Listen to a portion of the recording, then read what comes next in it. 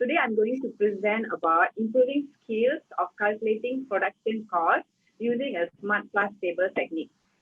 Okay, so first of all, what is next? Next. Okay, what is smart plus table? Okay, smart plus is a calculation question whereby the student needs to calculate the cost of production. So how they find the cost of production? They need to find the material and tool cost, overhead cost, and wage cost. So the student needs to sum up all these three different costs to find their cost of production. So this is what we call smart question. Next. Okay, hereby is my problem statement. Okay, the student do not understand how to answer the production cost question. Okay, and actually, we RBT teachers, we predicted that this question will come out in the PT3 examination this year. And this question consists 10 marks. And last, the students feel depressed because once they see the calculation question, they give up and they leave the answer sheet blank. Next. Okay, hereby is my research method. Okay, my research method consists 8 levels. Which is first one, I identify the problem, collect the data from pre-test 1, analyze the data, and we design an action plan, implement it, and after that, pre-test 2, collect data, and lastly, I did my post-test and analyze and assess the post-test. Next. Okay. Let's see how I identify the problem. As we know, my students are unable to answer the concept smart question correctly and accurately. Second, the student do not know how to differentiate between tool cost, wage cost, and overhead cost in order to calculate the production cost. And lastly, I did this research among my 3 Sapphire students. Next. Okay, how did I collect data? Okay, early of the year, January itself, I conduct a pre-test among the students. From the pre-test, I identify the student's problem. And also from the analyze I did, I found out the area that they are weak in calculation. As you see from the result that I get, the table given, only 3 students managed to answer the question almost correctly without full marks, which is the mark is above the 5, and 11 unable to answer, then they just leave the question blank. Okay, next. So this is the design of our action plan. Actually, we RBT teachers has come together and we design together the action plan. So this is our smart class table. So as you see, we have created this as a teaching aid. Actually, it's a teaching aid to make it easier for students to find the cost of production. Okay, the cost of production is up there, the one showing above. Here, the students are taught to identify items such as material tools, overhead, and wage from the question first. After they identify all these items, they are taught to list down the items according to 3 different tables given below, which is first one, material and tools table, overhead, and the wage. Then after that, the student needs to sum up all these costs separately. After finding all the 3 costs, the student needs to sum up and find the finding cost, which is cost of production. So this is the teaching aid that we have produced and used among the students to simplify them to understand the question so that they can answer the question even. Okay, next. Okay, so this is how I implement the action plan. As you see, we had print and laminate the chart we use in the classroom, and some of the several times we photostat the teaching aid and use during the class among the students. So I conduct several time exercise together the students. Next. After several exercise and practice among the students, I decided to conduct a free test too. As you see, these are questions. This is how it looks. So they put everything in one table. So the student needs to differentiate where is their material tool, where is the wage, and where is the overhead cost, and they need to answer the question. So here what you could see, surprisingly, there's immensely improvement among my students. 9 students have correctly answered, almost correctly, but not achieved the 10 marks yet. Okay, and 5 are fairly good enough. Next. Okay, this is my data. Okay, from the data you could see the pre-test 1, the earlier that I conduct, and pre-test 2, and then percentage increase among the students. Okay, from pre-test 1 to pre-test 2, some of the students really managed to get 10 marks. It means they really understand, they know how to do the question. So, but my target was I wanted half of my class at least get 10 marks. Okay, and as you could see, I could see some of the students still have low marks. There are the students who actually extend the school. Okay, next. Okay, later on, I conduct the post-test. This is the final stage of my research.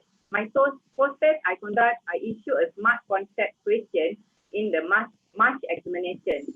So during the March examination, these are my questions, and I find that my students, 10 of them, really answered so well the question, as 4 have done fairly good enough also. Okay, next.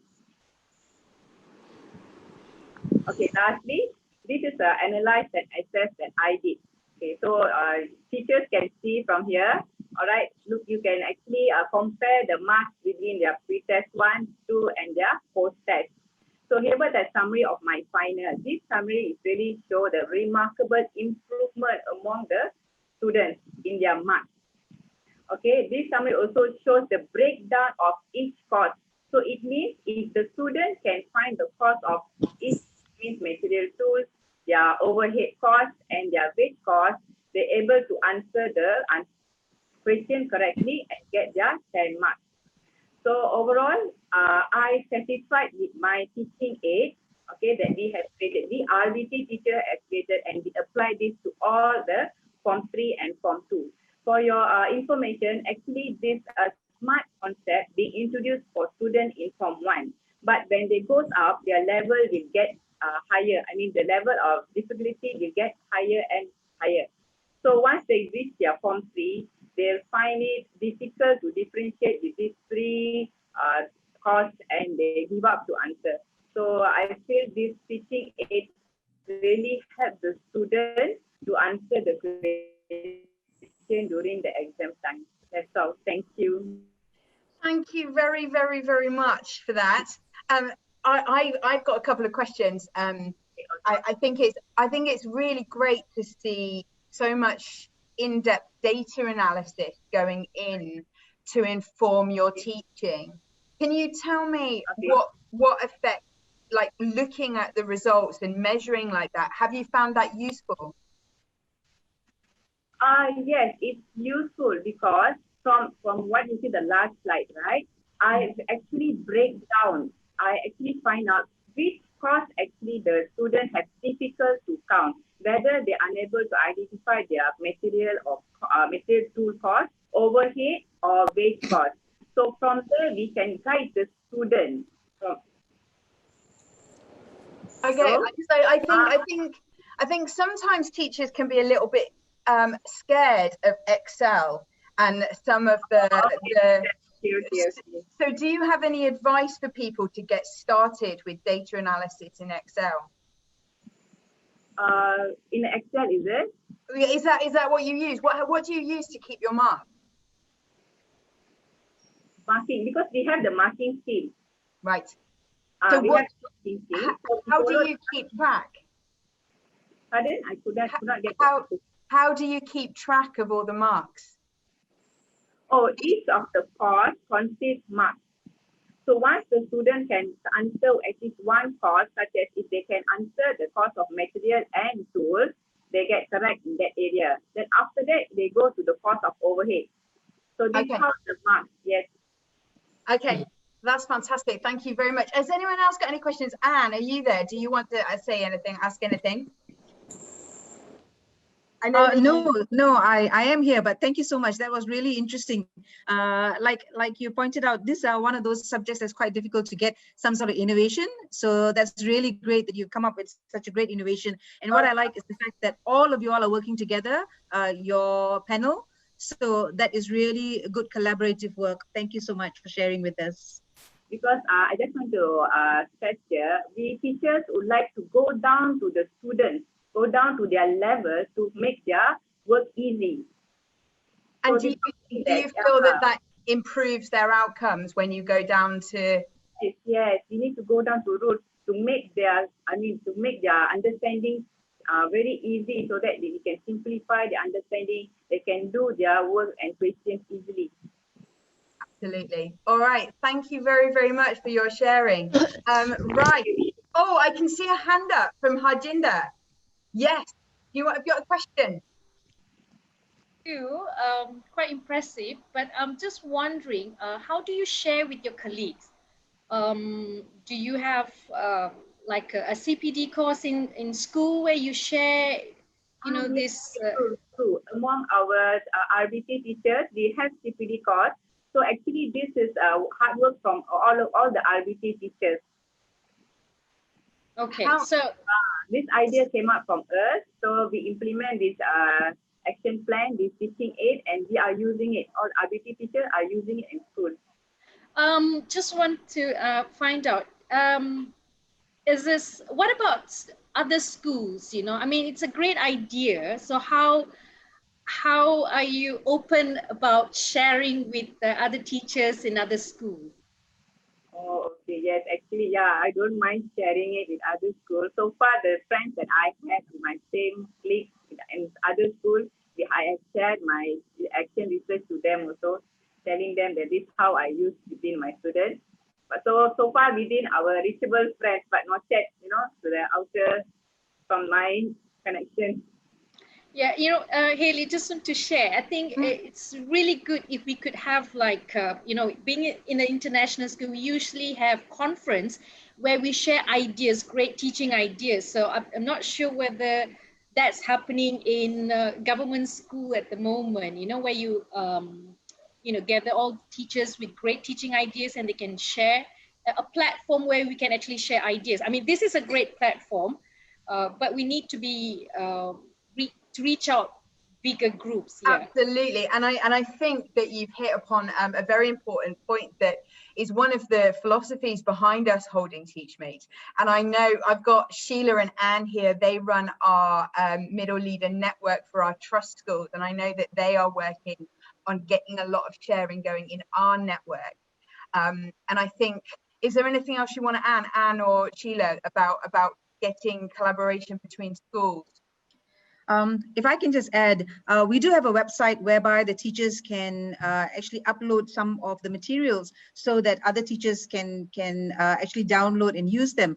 But just like all of these platforms, we're just starting. And I think in the government schools as well, there's several different types of conferences that goes on.